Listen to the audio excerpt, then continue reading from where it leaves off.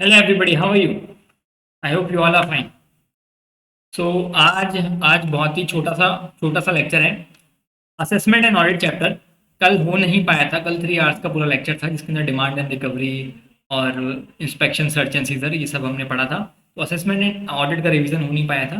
तो अराउंड 20 से 25 मिनट का ये वीडियो है और इसके अंदर आपका पूरा असेसमेंट एंड ऑडिट रिवाइज हो जाएगा। So first of all let me tell you about myself. As you all know, my name is Akshansh Garg. I am a chartered accountant by profession. I teach indirect taxation on Unacademy. ठीक है, ये हमारा Unacademy का Telegram channel है। इसको आप join करेंगे तो सारे नोट्स वगैरह आपको मिल जाएंगे। अनअकैडमी पे इंडिया के सारे टॉप एजुकेटर्स जितने भी हैं वो आपको एक ही जगह पर मिल जाएंगे। सबसे अच्छी बात ही अनअकैडमी की ये है कि सारे के सारे एजुकेटर्स एक ही जगह पर मिल जाते हैं, आपको कहीं और जाने की ज़रूरत नहीं होती। और दूसरी बात ये है कि इतना इकोनॉमिकल है कि भाई हमें तो रिग्रेट होता है, स्पेशली मुझे रिग्रेट होता है जब हम पढ़ते थे, मैं पढ़ता था जब मैं सीए फाइनल इंटर या फाउंडेशन में था, तो उस टाइम अनअकैडमी की फैसिलिटी नहीं थी। तो अभी इतना इतना इकोनॉमिक प्राइस में आपको सारी की सारी सब्जेक्ट्स एक ही जगह पर मिल जाती है, वो भी इंडिया के टॉप एजुकेटर से। ठीक है, जो कुछ एजुकेटर यूट्यूब पे दिखते हैं आपको, वो कुछ ऐसे हैं जो आपको सब्सक्रिप्शन लेने के बाद दिखते हैं। ठीक है, तो सबकी सब आपको एक ही जगह पर मिल जाता है। अगर आपको अब आप अनअकैडमी पे भी हमारी कुछ क्लासेस होती हैं अनअकैडमी स्पेशल करके, वो फ्री में होती हैं वो भी। ठीक है, तो उनको देखने के लिए आपको क्या करना पड़ेगा, अनअकैडमी लर्निंग ऐप डाउनलोड करनी पड़ेगी, या फिर अगर आपको सब्सक्रिप्शन लेना है तो भी आपको अनअकैडमी लर्निंग ऐप डाउनलोड करनी पड़ेगी। मोबाइल से लेते हैं तो आप लैपटॉप से अनअकैडमी.com पे भी जाके ले सकते हैं।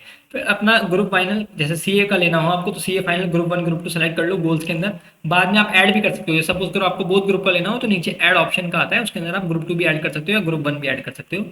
अगर आप 36 मंथ का सब्सक्रिप्शन लेते हैं तो ये पड़ता है 23,400 का। 24 मंथ का लेते हैं 20,250 का। 12 मंथ का 13,950 का। 6 मंथ का 11,250 का। और 3 मंथ का 7,200 का।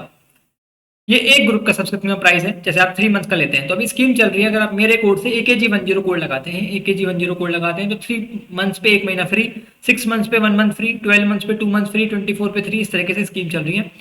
एक कोड लगाने के बाद भी कुछ क्रेडिट्स होती हैं। जब आप पेमेंट करने जाते हैं तो क्रेडिट्स मिलती हैं, आप उनको भी रिडीम करोगे तो और लेस हो जाएगा अमाउंट आपका। तो आप खुद ही देखो, जैसे आपका अगर अटेम्प्ट दिसंबर में है तो अगर आप 3 मंथ का सब्सक्रिप्शन लेते हैं तो 4 महीने का सब्सक्रिप्शन फ्री मिल जाए, 4 महीने का सब्सक्रिप्शन मिल जाएगा आपको चारों सब्जेक्ट का। अब आप सोचोगे कि सर हमने तो ऑलरेडी एक सब्जेक्ट ले रखा है या 3 सब्जेक्ट कंप्लीट हो रखे हैं, हमें तो एक सब्जेक्ट ही चाहिए। कोई दिक्कत नहीं, इसका प्राइस आप देख लो 72,000 7,000 में पड़ेगा। अप्रॉक्सीमेटली 7,000 के अंदर चारों सब्जेक्ट मिल रहे हैं आपको। आपको जो भी देखना है, मान लो आपको एक ही देखना हो, लेट्स सपोज आपको इनडायरेक्ट टैक्सेशन ही देखना हो तो आप वो देख सकते हैं, कोई दिक्कत की बात नहीं है। और ये प्राइस इतना इकोनॉमिक है कि भाई एक सब्जेक्ट की फीस भी इतनी नहीं होती। चलो शुरू करते हैं। आप अनअकैडमी ऐप पे मुझे फॉलो भी कर सकते हैं, वहाँ पे मेरी स्पेशल क्लासेस आती रहती हैं, वो फ्री ऑफ कॉस्ट होती हैं, जिससे मैं टेस्ट वगैरह लेता रहता हूँ, बच्चों की कॉपी खुद एवेल्युएट करता हूँ मैं। ठीक है, ठीक है सर। अभी शुरू करते हैं असेसमेंट एंड ऑडिट। ठीक है सर, असेसमेंट एंड ऑडिट को शुरू करते हैं। चलिए सर। सर क्या है इस चैप्टर के अंदर? नाम से पता चल रहा है assessment and audit. Assessment and audit, ठीक है, नाम से ही पता चल रहा है। तो थोड़ी और इन डेप्थ चले जाते हैं। असेसमेंट मतलब जैसे टैक्स लायबिलिटी कैलकुलेट करना, उसको असेसमेंट बोलते हैं। और ऑडिट मतलब जो अपन ऑडिट हम जानते ही हैं कि ऑडिट क्या होती है। ठीक है, तो इसको ऑडिट बोलते हैं। और ऑडिट कितने टाइप की पढ़ रहे हैं अपन इस चैप्टर के अंदर, असेसमेंट कितने टाइप का पढ़ रहे हैं, ये सब अपन इस चैप्टर के अंदर देखेंगे। ठीक है सर, चलो फटाफट से शुरू करते हैं। एकदम शॉर्ट तरीके से पढ़ाने वाला हूँ, मेरे नोट्स मैंने ऑलरेडी बना रखे हैं। देखिए ये नोट्स भी हैं हमारे, आपको दिखा देता हूँ। ये बहुत छोटे से नोट है, 7 पेजेस के अंदर पूरा का पूरा चैप्टर खत्म हो गया। जो बच्चे सब्सक्रिप्शन ले रखे होते हैं उनको तो मेरे ग्रुप का असेस मिलता है, मैंडेटरी है कोड लगाना AKG10। ठीक है, तो ही आपको ग्रुप का असेस मिलेगा, तो उन बच्चों को नोट्स वगैरह सबका सब प्रोवाइड हो जाता है, तो ग्रुप में ऐड होते ही। ठीक है, ठीक है सर। अभी मॉड्यूल है, मॉड्यूल और मैं आपको दोनों दिखाऊंगा। जैसे मॉड्यूल में 25 पेजेस का चैप्टर है और हमने 7 पेजेस के अंदर खत्म करा था, क्योंकि मॉड्यूल में क्या कंटेंट ज़्यादा होता है, इतना ऐसा काम का नहीं होता। ठीक है, तो जितना जितना काम का होता है वो नोट्स में करा देते हैं, सारे के सारे क्वेश्चन उनसे आपके सॉल्व हो जाएंगे। ठीक है सर। अभी आते हैं अपन असेसमेंट एंड ऑडिट पे। एक सेकेंड रुको, just wait for a second.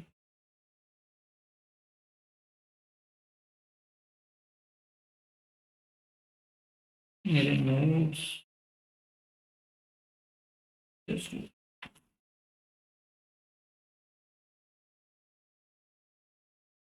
Notes तो मिल नहीं रहे हैं, चलो वैसे ही पढ़ा देता हूँ आपको। देखो असेसमेंट एंड ऑडिट, असेसमेंट कितने तरह का होता है और ऑडिट, ऑडिट में मेनली चैप्टर के अंदर देखो ज़्यादा नहीं है। एक तो सेक्शन नंबर 65 और 66 important exam point of view से देखेंगे रिवीजन, ठीक है। अब असेसमेंट में आते हैं, सेक्शन नंबर 59 से असेसमेंट शुरू होता है। असेसमेंट मतलब क्या होता है? सेक्शन नंबर 59 बोलता है सेल्फ असेसमेंट। सेक्शन नंबर 59 क्या बोलता है? Self assessment. सेल्फ असेसमेंट का मतलब से आप खुद ही अपनी टैक्स लायबिलिटी कैलकुलेट कर रहे हो, उसको सेल्फ असेसमेंट बोलते हैं। तो आप अपनी खुद ही जीएसटी की लायबिलिटी डिटरमाइन कर रहे हो, उसको सेल्फ असेसमेंट बोलते हैं। प्रोविजन असेसमेंट का मतलब क्या होता है? सर प्रोविजन असेसमेंट क्या होता है? सपोज करो फॉर एग्जांपल आपको ये पेन बेचना है। क्या बेचना है सर? ये पेन बेचना है, ये थोड़ा यूनिक पेन है और इसका आपको ना रेट पता कि भाई किस रेट से जीएसटी लगाएंगे, ठीक है। आपको पता नहीं है कि भाई किस रेट से जीएसटी लगाएंगे इस पे, लेट्स सपोज, ठीक है ना। आपको इसका सपोज करो वैल्यू भी पता नहीं चल पा रहा है कि भाई क्या किस वैल्यू पे और किस रेट पे टैक्स लगाएंगे, ठीक है। आप क्या करोगे? आप डिपार्टमेंट के पास जाओगे और डिपार्टमेंट को बोलोगे कि सर हमें नहीं पता इसका रेट और वैल्यू क्या होगा, तो आप हमें बता दो। अब आप डिपार्टमेंट अपनी बुक्स खोलेगा, डिपार्टमेंट देखेगा यार तो यूनिक तरह का पेन है और हमने हमारी जीएसटी की जो लिस्ट है उसके अंदर तो इस प्राइस का प्राइस ही नहीं है, हमें पता ही नहीं है इसका रेट क्या होगा या इसका वैल्यू क्या माने। तो डिपार्टमेंट प्रोविजनल बेसिस पे असेसमेंट कर देगा। सर इसका करने का बेनिफिट क्या होता है? देखो मुझे एक बात बताता हूँ मैं आपको। सपोज करो आपने खुद ही सेल्फ असेसमेंट कर लिया और फिर बाद में जाके मान लो आपने गलत कर लिया तो आप पे पेनल्टी वगैरह ये सब लगेगा। अब अगर आप डिपार्टमेंट आपको प्रोविजनल बेसिस पे बता देगा कि हाँ भाई ये इतने अमाउंट पे टैक्स देना है आपको, तो एटलीस्ट बाद में जाकर डिपार्टमेंट पेनल्टी तो नहीं मांगेगा आपसे, क्योंकि आप लोग खुद ही बोल दोगे कि आप ही नहीं बताया था प्रोविजनल बेसिस पे, ठीक है। तो सपोज करो डिपार्टमेंट ने इसकी रेट 12 बता दी, 12% प्रोविजनल बेसिस पे और बाद में 18% निकल जाए, तो आपको कोई दिक्कत नहीं होगी। आपको भाई डिपार्टमेंट आप पे लायबल नहीं होंगे आप पेनल्टी पे करने के लिए, ऑल्दो इंटरेस्ट का अमाउंट पे करना पड़ेगा, क्योंकि इंटरेस्ट तो आपकी बिल्कुल नॉर्मल लाइबिलिटी होती है। इंटरेस्ट तो हर केस में पे करना ही पड़ता है। इंटरेस्ट ये बात से पर्चे पेनल्टी की चल रही है। अब आप बैंक में पैसा डिपॉजिट सपोज करो, आपको डिपार्टमेंट ने बोल दिया 12% से पेमेंट कर दो और एग्जैक्ट रेट 18% निकली, छः, तो भाई 6% से आपने कम पेमेंट कर दिया, तो जितना अमाउंट कम पे किया उस पर इंटरेस्ट लगाना पड़ेगा, इंटरेस्ट लगेगा, ठीक है। जितने दिन की लाइबिलिटी उसका इंटरेस्ट लगेगा, ठीक है सर, ठीक है, ठीक है सर। तो ये तो है तुम्हारा प्रोविजनल असेसमेंट। तो प्रोविजनल असेसमेंट देखो क्या लिखा हुआ है, देखो क्या लिखा हुआ है provisional assessment. Determine the value of taxable goods और services, determine the rate of taxable, ठीक है, रेट और वैल्यू बताता है ये, ठीक है। Where the taxable person is unable to determine, जो टैक्सेबल पर्सन है वो निकाल नहीं पा रहा, क्या नहीं निकाल पा रहा? वैल्यू ऑफ गुड्स नहीं निकाल पा रहा और रेट नहीं निकाल पा रहा। तो रेट या वैल्यूज को जब कुछ पता नहीं हो तो प्रोविजनल असेसमेंट होता है। प्रोविजनल असेसमेंट में क्या होता है? उसको एक एप्लीकेशन फाइल करनी पड़ती है। एप्लीकेशन में वो डिपार्टमेंट को बोलता है देखो ही में furnish the application in the prescribe form stating therein the reason for payment of tax on provisional basis. वो बताएगा कि भैया मैं प्रोविजनल बेसिस पे इसलिए लेना चाहता हूँ क्योंकि मुझे इसकी रेट नहीं पता है ना, और मैंने बुक्स में भी देख लिया मुझे मिल नहीं रहा है। फिर वो क्या करेगा? एप्लीकेशन भेजेगा और जो ऑफिसर होगा ना वो उसको उसको एप्लीकेशन मिलेगी, फिर वो देखेगा कि भाई प्रोविजनल असेसमेंट देना है या नहीं देना, ठीक है। प्रोविजनल असेसमेंट देना है नहीं देना, अगर देना है तो प्रॉपर ऑफिसर क्या करेगा 90 डेज के अंदर, जैसे आज मैंने एप्लीकेशन करी तो आज से 90 डेज के अंदर प्रोविजनल असेसमेंट करके देगा मुझे, क्योंकि भाई फिर मुझे टैक्स लायबिलिटी तो पे करनी है। तो 90 डेज के अंदर वो प्रोविजन करके देगा। अभी क्या होता है फर्निशिंग ऑफ बॉन्ड और सिक्योरिटी, ये क्या होता है ये भी मैं आपको बता देता हूँ। फर्निशिंग ऑफ बॉन्ड और सिक्योरिटी देखो फॉर एग्जाम्पल, देखो एक एग्जाम्पल लेके बता ही देता हूँ आपको अच्छे से। ऑल दो प्लस वाले बैच के अंदर तो मैंने बहुत अच्छे से समझाया था इसको।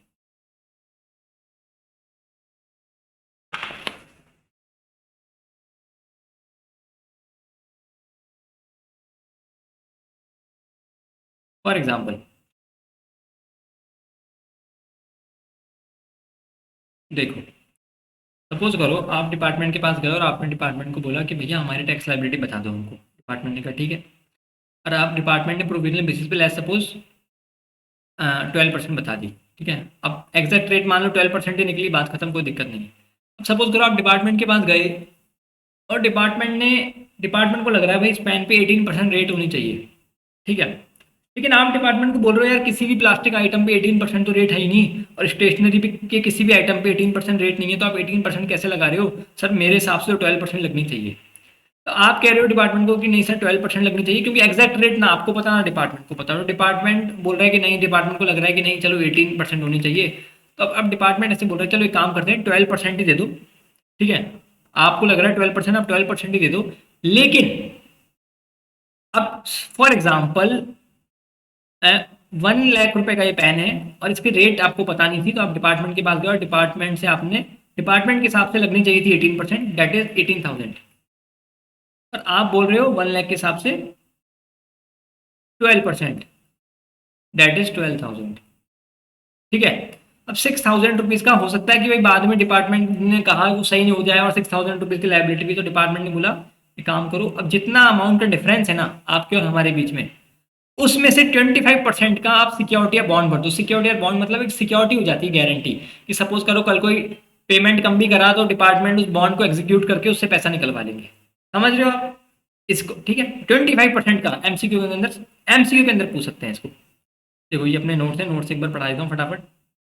सेक्शन नंबर 59 बोलता है सेल्फ असेसमेंट। सेल्फ असेसमेंट मतलब खुद से कैलकुलेट करना।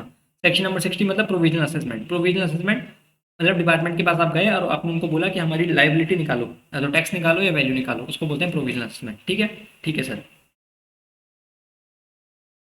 ये देखो फिर अपन ने बॉन्ड की बात आई। देखो the payment of tax on provisional basis में be allowed if the taxable person execute a bond in the prescribe form with security. ठीक है, तो बॉन्ड कितना होना चाहिए? 25% of the amount covered in the bond. ठीक है, बस इतना सा है, कुछ ज़्यादा ध्यान रखने की जरूरत नहीं है। अब आती है फाइनलाइजेशन ऑफ प्रोविजनल असेसमेंट। भाई आपने अभी तक तो प्रोविजनल बेसिस पे असेसमेंट किया था, अब प्रोविजनल मतलब एस्टिमेशन बेसिस पे रेट डिटरमाइन हुई है, इसका फाइनल असेसमेंट भी तो निकलेगा। भाई अभी तो आपने आइडिया से डिपार्टमेंट ने बता दिया कि इस पे रेट 12% होनी चाहिए, अब एग्जैक्ट फाइनल असेसमेंट होगा। ठीक है, तो बोले फाइनल असेसमेंट ऑर्डर कितने दिन में आ जाना चाहिए? बात ये आती है फाइनल असेसमेंट ऑर्डर कितने दिन में आ जाना चाहिए। ठीक है, तो ये बोल रहा है the final assessment order has to be pass by the proper officer within a period of 6 months from the date of communication of order of the provisional assessment. Provisional assessment कब तक हो जाना चाहिए था? 90 days के अंदर, जब से एप्लीकेशन फाइल करी है। ठीक है, अब ये बोल रहा है कि जब से एप्लीकेशन फाइल करी है तब से प्रोविजनल असेसमेंट बता दो। और प्रोविजनल असेसमेंट जब हुआ है उसके 6 महीने के अंदर फाइनल असेसमेंट आ जाना चाहिए। जब से प्रोविजनल असेसमेंट हुआ है उससे 6 मंथ्स के अंदर भाई एग्जैक्टली तो पता चले कितनी थी, हम सही थे, गलत थे, क्या थे।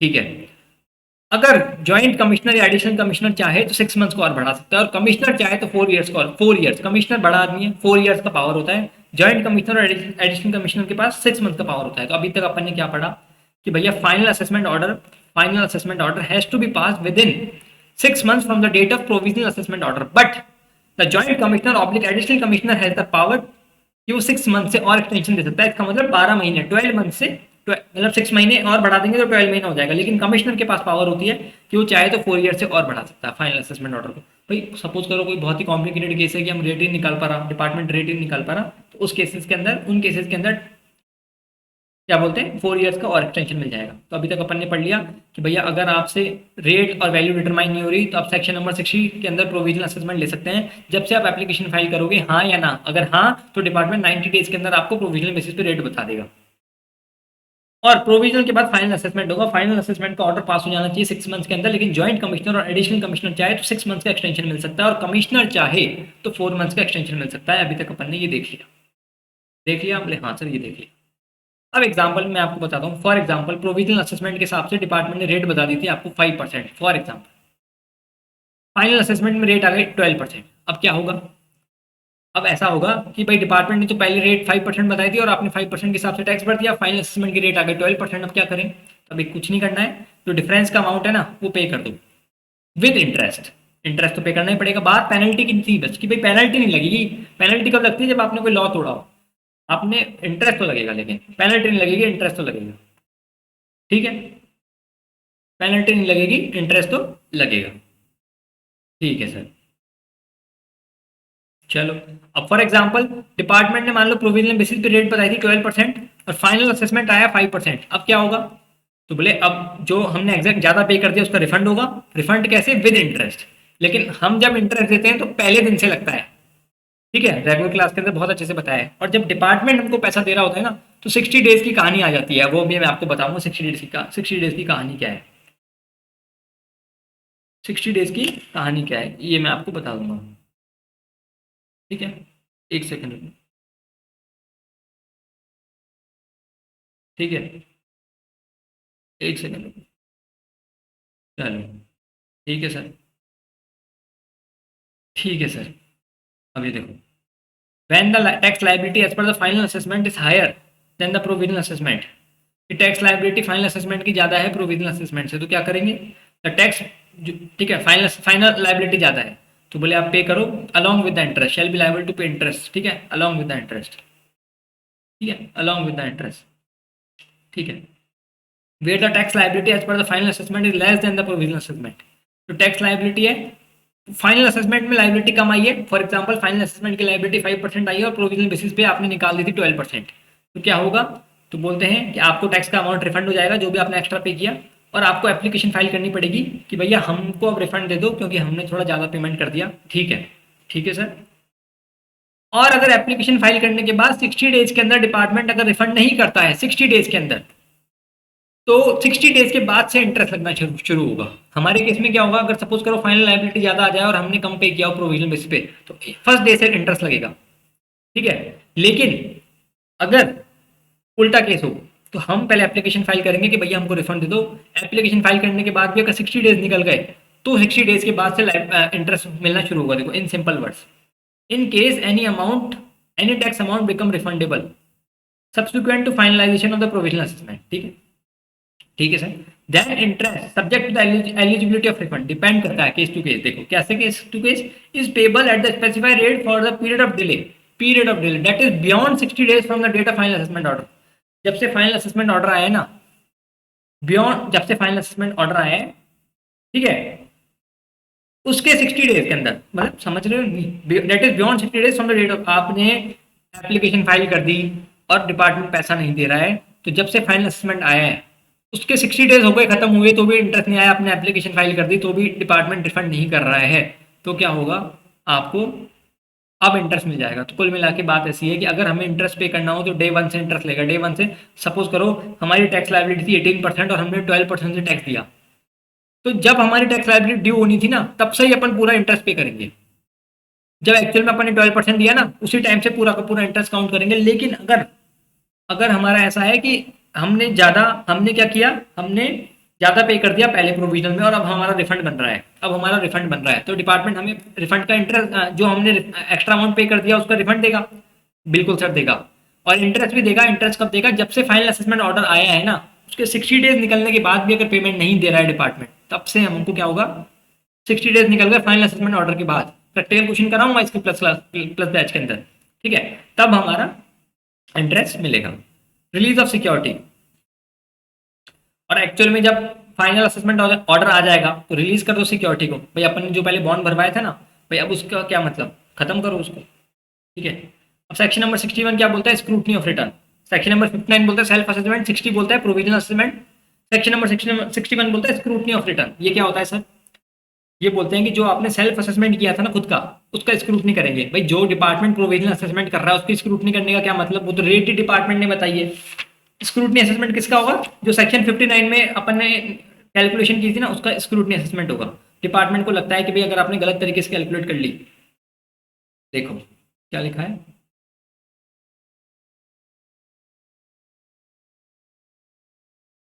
देखो